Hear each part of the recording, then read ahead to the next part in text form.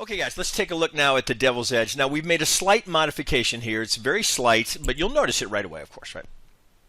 So the only thing that we've done differently here, in the prior version, you had the line. We had a white line here, and we were just highlighting either through the red or the green, the color coding, the fill here, when the MACD went outside of the Bollinger Bands.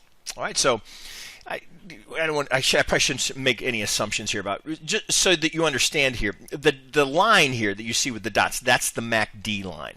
All right, the bands here, that's the Bollinger Band applied to the MACD. So it's a derivative of the price action. All right. Now, it sounds like that you're too far removed from the price action, but what you'll find here is if you really spend time with this indicator, and really to effectively trade any indicator, you've got to eat, sleep, and breathe it in your trading. You've got to really know it.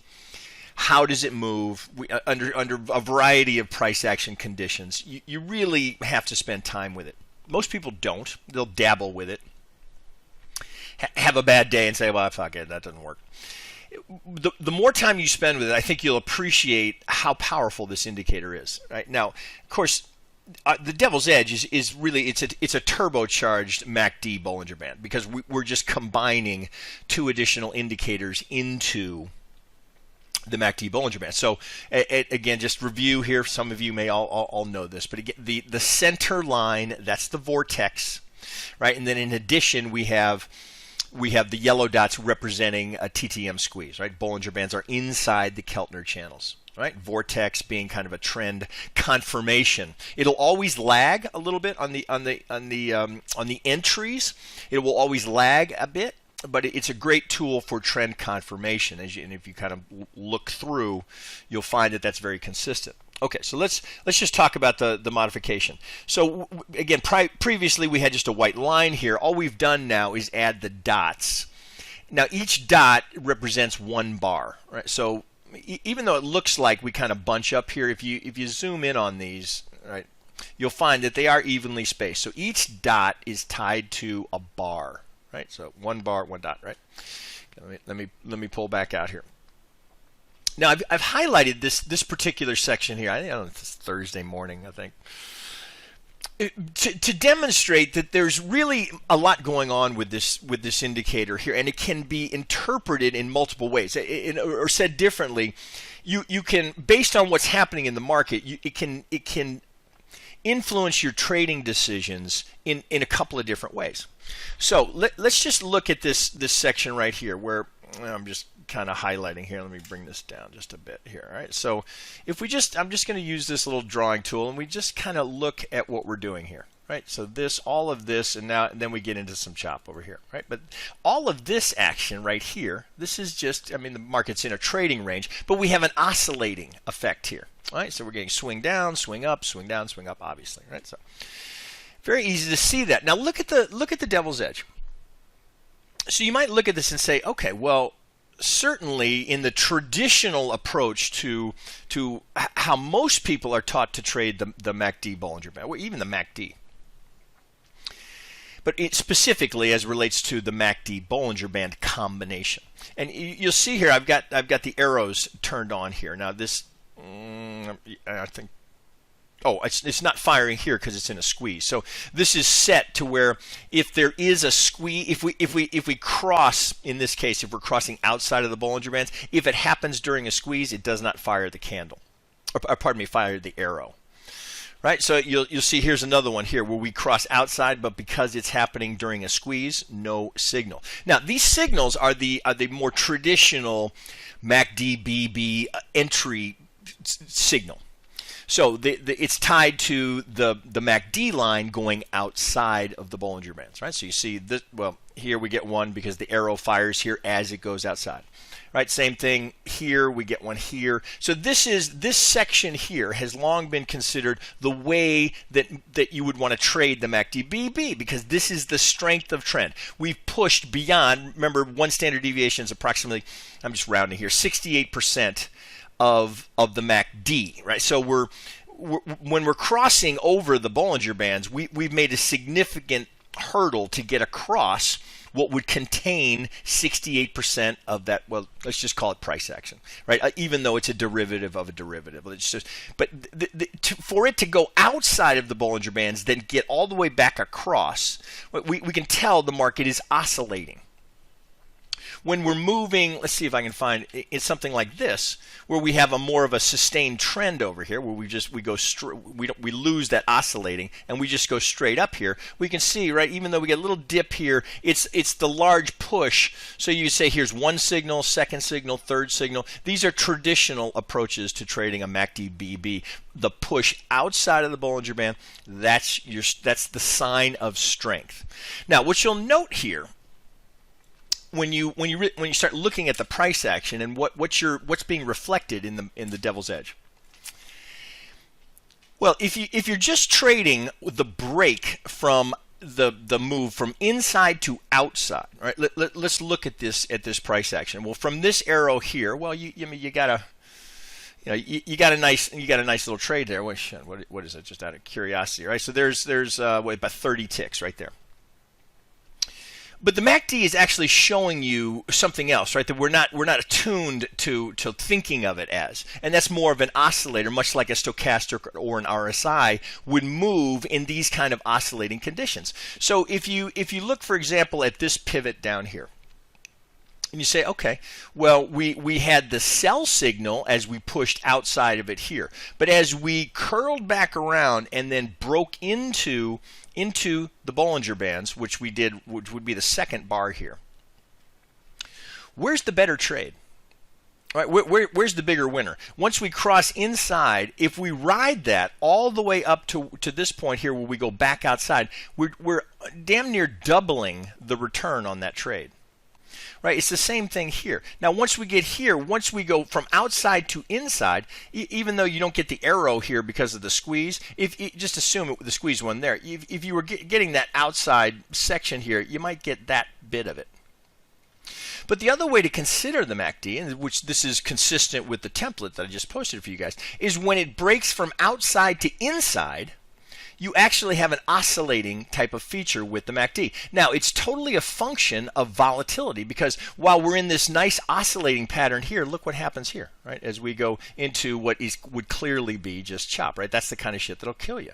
And it's reflected here. You see it so clearly reflected here by the drop in volatility as the Bollinger Bands are tightened here. So obviously, perfect case example here of a squeeze. This is the kind of stuff that kills us, right?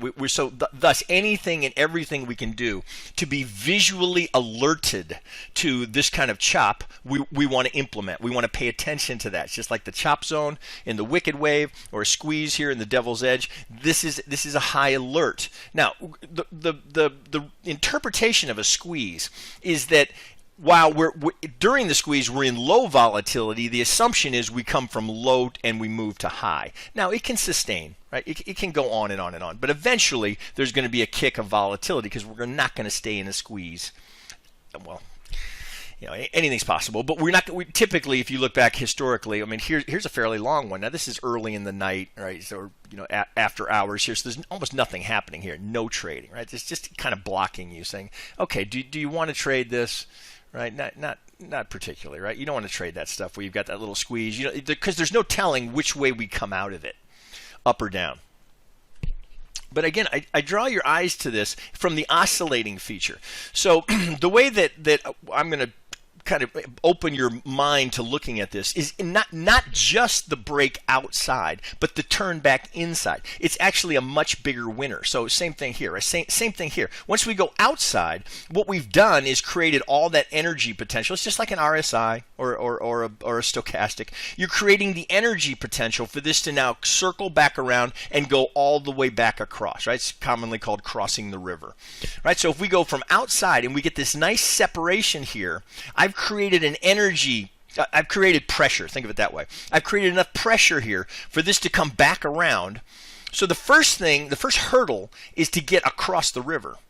can I get across the river? If I get across the river and it keeps going, now I'm getting this. You could almost think of this as a place to add. This is a secondary kicker. This is like the turbo boost, right? Same thing here. As I'm coming back down, if I take the entry here upon entering back into the Bollinger Bands, if I make it across the river and then I get a turbo boost here, that's of course, potentially a place to add. Now, on the hard right edge, you don't know that's coming, right? You don't know that's coming. So you have to weigh the evidence, because if we look here, if you might have been thinking, oh, that could keep going, is that just a little pause? But once we get back in, that trade is over, right? Same thing. Here, if you were on the long side, right? So if you took this up, once we come back in, that trade is over. Let's see, here we go. So what I'm trying to draw your attention to is the additional benefit here that comes from this oscillation. Now we go into a chop zone here, and then we go into a trend zone here. So it's a different scenario here in that I've got sustained trend at this juncture here, tied to this price action here as I move here. So this would be a good example here. It looks like, hey, are we oscillating? Are we going to make just the typical trip back across the river and then go up and then back again? Well, here the strength of trend is so substantial that we get a little pause here as we dip a toe back into the Bollinger Bands, and then we get another turbo kick. Now then look at the separation I get up here as I get into this push here, where we get our push towards the highs of the day. We get this massive separation. Look how far we get from the Bollinger Bands. That's yet again creating the energy potential. Now, it doesn't mean that we're necessarily, and this is a good example to show. Now, this is the end of the day, right? So, perhaps less typical than what you. So, what are we at? That's 3 o'clock, right? So, still valid. So, I've got this huge energy potential here, but look at the price action. So you can't make the assumption that if I've gone out, that I'm going way down, that I'm going to do this. You can't make that assumption. But so if you took this trade, right, and you took it off of the entry here, right here, you got almost nothing here. So this was a quick trip across the river, but look, the price action was not suggesting that we were falling down, right? So even though we got down here and we created the little curl down here, and we've got the energy potential to go back across. Now note here, we don't make it across the river, right? We fail, and then we get the big drop off going into the end of the day. So I want to use that as an example here. We don't want to assume that just because I've got a big separation here, that implies that I'm now going to get a big drop in price action. But if you were long this trade, the trade ends right here when we go back into the Bollinger Bands. Now, if you were taking this, if you were taking it short, well, you didn't have a very good trade here, right? So again, there is going to be no perfect indicator. But this is an example of learning to know what to expect from this indicator and what to look for. So as we're making this move down here, down here I get a little separation, but now I'm just drifting off into the end of the day.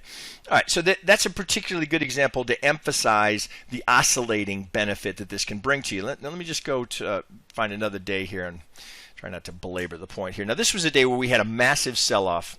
Let's see if I can get the whole day here. All right, so we start the day. Was this Wednesday, I think? So we get, the big push here. All right, so this is a pretty good example. Okay, so look here as we get a little push here. So for example, if you were in this trade, if you were looking to get in this trade, and we had this, we had this big swing up here. Right, and then we started to roll over as we come back inside. So it might have been right here. Well, if you get another push out, well, then, of course, you want to take your stop. Right, that may not have been a full hit. But if you see that, you want to be out. Now, what happens? It goes out momentarily, and then we're right back in. Now, that's, again, a little bit of, with practice and insight and screen time, watching this indicator move, you'll know that if you got that and you fail to push there, that's actually a strong signal, because it's the failure to push out of it, right, creates all that energy. Now look at the trade. Now we go all the way back down, but look at the price action, right? So again, it doesn't imply that while it looks huge here, maybe that's distorting it a little bit because I've got it so high, but I want you to see that what happens here. Even though we get the big push up down here, the retrace here is modest relative to the big push. Now note here, I get a push. Here's the arrow telling me, oh, we're going outside the Bollinger Bands. Now do you want to Well, that's 10 o'clock. You wouldn't know that's the IB at that time. Probably got a 50 sitting there. Oh, come on. Right? Do you want to sell right into that 50? As it's doing that, perhaps not, right? So this is, there's always more to just the indicator, right? You can't just trade an indicator. You got to look at price action, what's happening, where are we, what's the algo done last, all of those variables that we all know, right? So we've got to factor that in. So that's not likely. Well, one, you're in the first 20 minutes or so of the day. So maybe, right? Maybe you were thinking of taking that trade, but certainly as the day is starting, I would be more interested in the buy side than I would the sell side. So once we get outside and we come back in, now look, it's kind of a long road to get outside.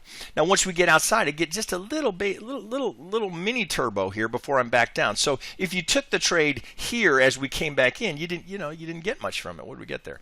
Right. So let's assume you got kind of with slippage. Well, there's still, by the time you got up here, there's 30 ticks, right? So it's not without its value. Now here's an example here of the other side of the coin here. So look what happens here. We come up, we get our separation here. So this would be first test IB high. So what a great use here, right? So we get first test, that's 11, that's after 11. So this is your first test IB high. Comes out, look what happens down here, right? We get a little separation, now we come back in. So that first little BB that comes back in, that's your signal to take the short. Right. In addition to, we know that algos sit there, right, waiting to fade the IB. So as we come back in, I do get a little break outside, but it's right into a squeeze, right? So I don't want to carry on with that trade, although it looks like it's a little measured move actually, if you look at it. Yeah, right. So 50 to the first target, they get it, right? So now here's information that's meaningful. So I got the scalp trade, we got the IB, the trade was there, but then now we're popping back up. Now I get a new high here by a tick, but look at the devil's edge, right? The MACD doesn't break to the outside. Major tell that we've got weakness because now we've broken back in. So that pattern of going inside outside now has broken here. So it's just classic divergence, right? I get a slightly high, I get one tick higher here, right? But I don't make it here. Now look, now I fall under. Now this is here's the traditional application. So as we break under, now look what happens right there. So you've had a failed test to go back outside the IB. You get the breakout. Now within 2 bars, look what happens. The vortex goes red. Right now I've got 2 things. Well, really, if you want to talk about the price action, I've got 3 things telling me to be short here. Right, all the way down, right, and we don't break back in till, let's call it right here. So what we get there, right? So that's, let's call it 60 ticks, right? 750 per contract, just riding that edge, right? See, this is when they're tracking close to the edge of the Bollinger Bands. That's when you'll tend to find these nice solid trends. At no point here, even with the little pullbacks, do we even we don't even touch the Bollinger Band there. We're just, this is the one you stay with until we come back in, which is right here.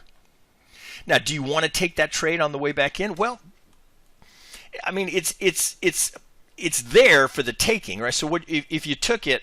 Oh, let's second bar. So if you took that right there, well, there's 15 ticks. So perhaps your scalp gets out, right? And then if you had an ATM that popped you to break even or a few ticks off your entry, you're going to take a small loser here, but very small, right? So and often you'll find that if it doesn't make it across the river, if we don't get a meaningful push here, at the very least your initial target will get hit, so you'll have very little exposure there. Now here we get, look what's happening here.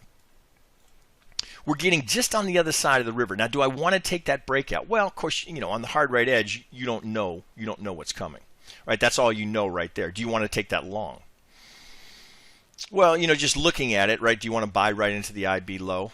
Maybe not, right? So whether the IB was there or not, you'd be buying right into the structure. That's just, you kind of just draw it across. Do you want to buy right into that?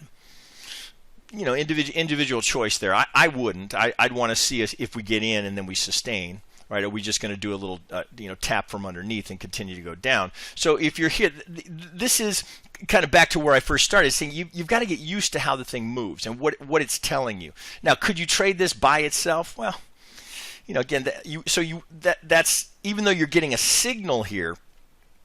Well, one, if you've certainly had a trend here. This is a little pullback. That's where using some of our other tools are going to help you with that, which we're going to get there. But let's just focus here. So this kind of note here a couple of things. One, look at the difference in width of the Bollinger Bands as compared to here. Here we get narrow. Now we're kind of just, it's kind of tight, low volatility here. We don't have a squeeze, but we're just kind of hanging around the edges of it. Now I do get a little push here from underneath, and again, you wouldn't have known what was coming. You wouldn't have known. But do I have a trade there? Yeah, I got a trade there. Right? Probably. Oh shit! You probably get your target right there. There's 30 ticks, right? So you got 30 ticks on this one. Now here, another good example, very good example here. So we swing up. Now look what the MACD does. We come down. We not only do we fail to break the low here, we get a little rally here, but look what happens to the MACD. We come right back to the center line and then bounce again. Now, given that circumstance here, do you want that buy? Again, that's a bit of a judgment call, and where our other tools I think are going to be an assist there. It looks like it's just kind of eyeballing here. Maybe not that one, back one. That could be, even this one probably a 50. All right, so there's 50 to the tick, right? And they get the target here. So those are the kind of things we're always going to be looking for. Do you want to buy right into a 50? Right? Probably not. So but now think of the reverse side of that. Right, you've just pumped into a 50 right here. Look at the separation.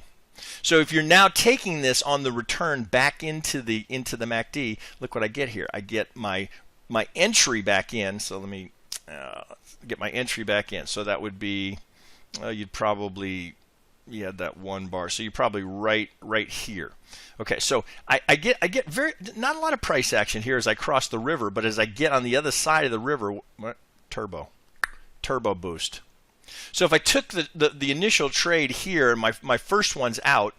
Now, choice is, right, do you want to just take the second one here because you probably have a decent trade there, right? So what do you got there?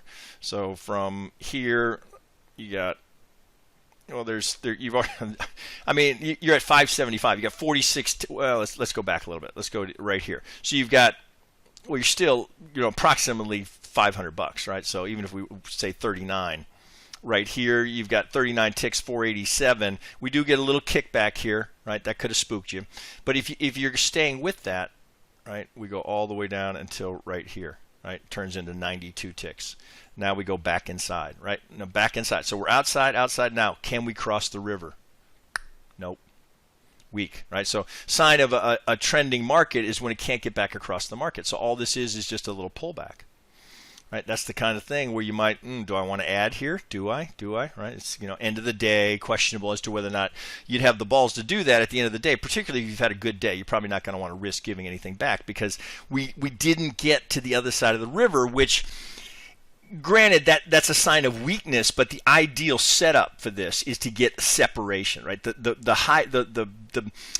larger the separation, the greater the width from the edge of the Bollinger Band, the more pressure that it creates. When it's just hugging the edge here and just slowly dovetails back in, that's the less desirable of the two, as opposed to this where I get this big separation. Here's some good separation. This is okay, but we kind of meander and slowly walk our way back in. This is okay, right? Again, little separation. It's these big separations here. These are the ones that you're looking for. This is decent, where we get that separation here. Now we used to show it as the color coding here, but you can see this. And again, the reason we switched to the dots is because I want to know that first dot goes in. I want to know once I'm in, and then the first dot that comes out. Right? So entry, turbo, entry, turbo. So when it's oscillating, is this powerful? Really powerful. All right, so let's. I just wanted to kind of go over this and kind of reframe your thinking about how to use this indicator. So let me pause there, so these videos are not too terribly long. Let me pause there, and then I'm going to bring this back, and we're going to look at it on our Renko template. Now, hopefully, this gives you a little more insight into the day trading template that I posted earlier, where I showed you how to do this with the Keltner channels and all the other stuff. So, but I just wanted to just focus here on the edge. All right, so I'll be back to you in, we'll do part 2 here, and we'll look at this on a Renko template. Okay, back to you in a sec.